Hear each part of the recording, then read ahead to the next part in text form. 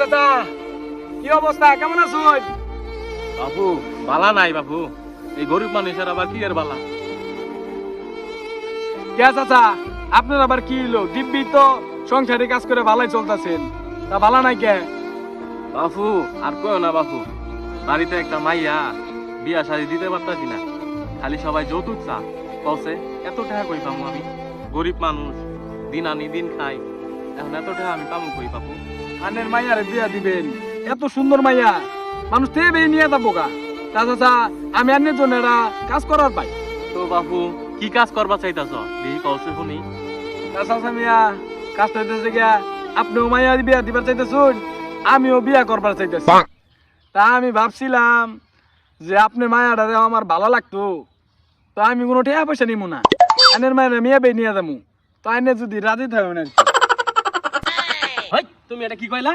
আমার সামনে আমি একটা মুরবি মানুষ, আমার সামনে খাড়া তুমি সিগারেট খাইতাছো, তুমি আবার আমার মাইয়ারে বিয়া করবা?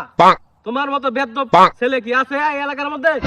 এই এটাকে গেলা তুমি, হ্যাঁ? বেদ্যপ একের চড়া লাল করে দিবা। চাচা রে, উপকার করে দিবার চাইলাম, চাচা আমার বুঝলো না। ঠিক আছে, এই যা তুই বেটা। বাবু